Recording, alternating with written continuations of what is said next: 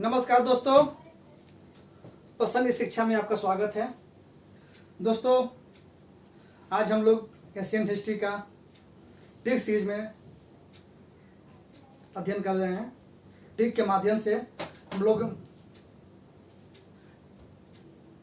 Asian history का जो भी मेन टॉपिक है उसको ट्रिक बना के याद करने की कोशिश कर रहे हैं, क्योंकि एग्जामिनेशन में यही सब क्वेश्चन आते हैं और वहाँ पे ऑप्शन देखने के बाद हम लोग कंफ्यूज कर जाते हैं और सिलेक्शन मात्र 2 से 3 नंबर से ही हम लोग छटते हैं।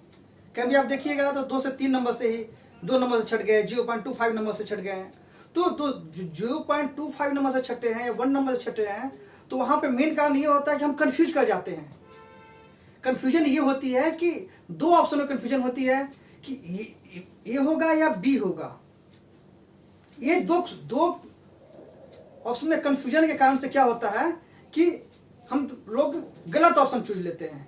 पर तो उसी कंफ्यूजन को दूर करने के लिए हम लोग ट्रिक के माध्यम से किसी टॉपिक को याद करने का प्रयास करेंगे, क्योंकि हम लोग इससे क्या होगा कि आपको जो भी क्वेश्चन गलत होने की प्रोबेबिलिटी है वो बहुत ही कम हो जाएगा, ना के बराबर हो जाएगा।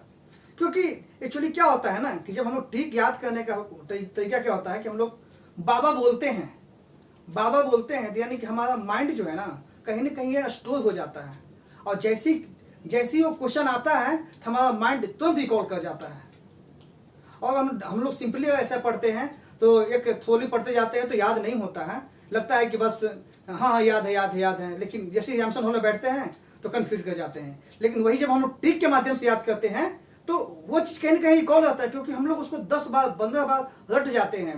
पूरा ट्रिक का कहानी जैसा रटते हैं ना, कोई कविता है, कोई कहानी है, कोई इस तरह से हम लोग याद करते हैं। तो चलिए हम लोग पूरा प्रयास करते हैं कि जो 2 से 3 नंबर से हम लोग छट रहे हैं उस छटने का प्रोसेस को खत्म करके सही से सही हम लोग क्वेश्चन से करें, जिससे हम लोग सफलता के नजदीक पहुंचे और सफल कर भारत के देश की सेवा के लिए हम लोग योगदान दें। चलिए हम लोग पहला टॉपिक याद क्या है, मगध पे जितने भी साम्राज्य लोग शासन किए मगध साम्राज्य पे, तो कौन कौन वंश आए और उसके संस्थापक कौन से थे, ये हम लोग चर्चा करेंगे, ठीक ना। कौन कौन साम्राज्य था, उनका संस्थापक कौन थे, इस तरह से किस सीक्वेंस में था। एग्जामिनेशन हॉल में क्या होता है ना कि सीक्वेंस मैक्सिमम पूछा जाता है आजकल। पहले वाला एग्जामिनेशन नहीं रहा कि बताइए मौर्य का संस्थापक कौन है, नंद वंश संस्थापक कौन है। अब ये सब कंसेप्ट खत्म हो गया। आपको मैचिंग करने के दिया जाएगा, मैचिंग के लिए दिया जाएगा या फिर सीक्वेंस दे दिया जाएगा। इसमें से 7-8 है तो आपको क्या करेंगे कि 4 का सीक्वेंस दे देगा, आपको 5 का सीक्वेंस दे देगा। आपको आप पूछिए बताइए कौन सा होगा आपको, लेकिन आपको याद नहीं होगा। आपको याद रखने के लिए ट्रिक के माध्यम से याद रखना पड़ेगा कि कौन सा सीक्वेंस किसके बाद कौन सा शासक आए थे, किसका वंश चला था, आपको ट्रिक के माध्यम से याद करना होगा।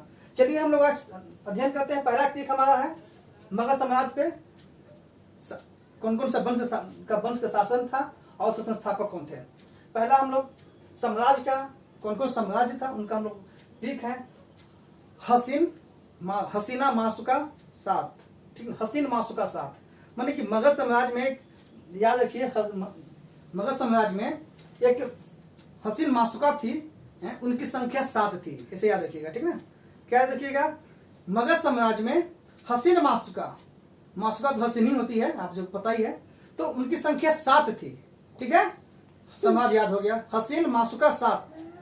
अब उसके संस्थापक याद कीजिए, किस तरह से संस्थापक याद करना है। आप संस्थापक पे पूरा ध्यान दीजिए, क्योंकि संस्थापक से हमेशा कंफ्यूजन होता है, ठीक ना। बिसिम चंपूवासी, बस इतना याद रखिए, बिसिम चंपूवासी 5 बार बोलिए आप लोग मन में, बिसिम चंपूवासी। आप खुद 5 बार बोलिए तो 6ठा बार खुद याद हो जाएगा आपको, ठीक है। तो हम लोग आइए, पहला ट्रिक साम्राज्य का, ह से हयक वंश, इसके संस्थापक हैं बिंबिसार का ट्रिक हो गया बी। सी से शिशुनाग वंश के संस्थापक शिशुनाग, इनका ट्रिक हुआ सी। नंद वंश का संस्थापक है महापद नंद। मां से मौर्य वंश चंद्रगुप्त मौर्य। टिक हो गया चन। सु से सुंग वंश, पु से पुष्य मित्र सुंग,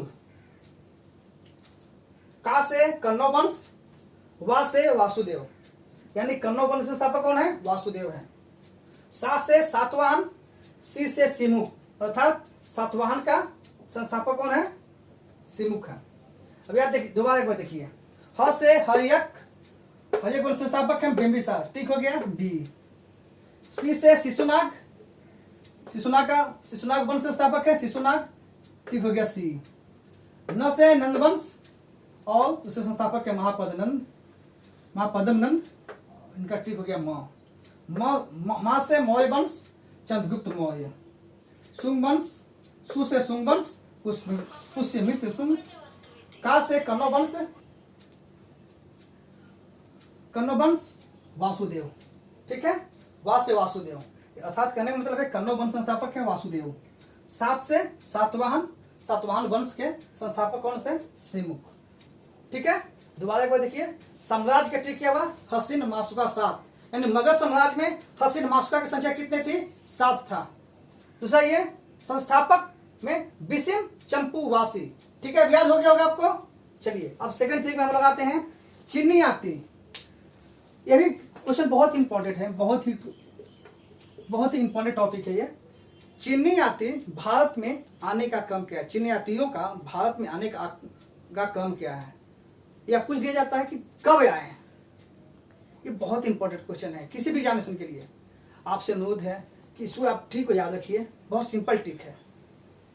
देखिए, चीनी यात्रियों के भारत आने का क्रम का ट्रिक है, चीनी यात्री को फांसी हुई, चीनी यात्री को फांसी हुई।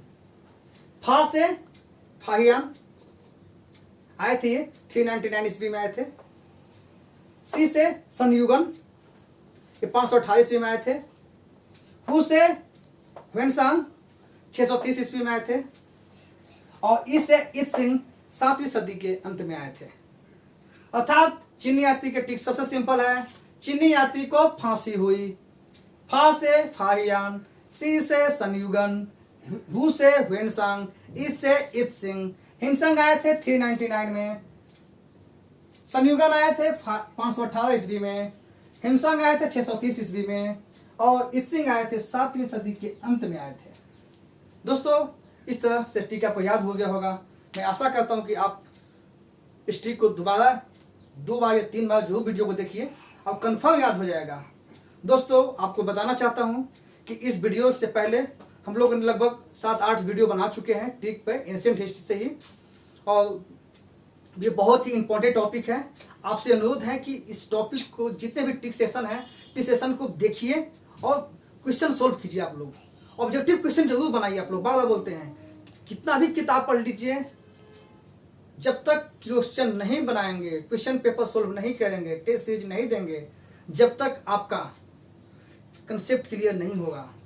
आपको लगता होगा कि मुझे याद है, लेकिन ये भूल जाइए। जैसे क्वेश्चन देखते हैं, क्वेश्चन जब ऑप्शन दिया जाता है ना, तो ऑप्शन इस तरह से घुमाया जाता है कि कंफ्यूज कर जाते हैं। आपसे अनुरोध है कि टिक को दिमाग में बैठाते हुए क्वेश्चन को सोल्व करें, और आप तभी आपका तैयारी पर पूर्ण माना जाएगा। दोस्तों, अगर वीडियो अच्छा लगे तो लाइक करें, वीडियो को शेयर करें एंड चैनल को सब्सक्राइब करें, और फ्यूचर में आने के लिए आने वाली वीडियो को बेल आइकन को प्रेस करें। धन्यवाद।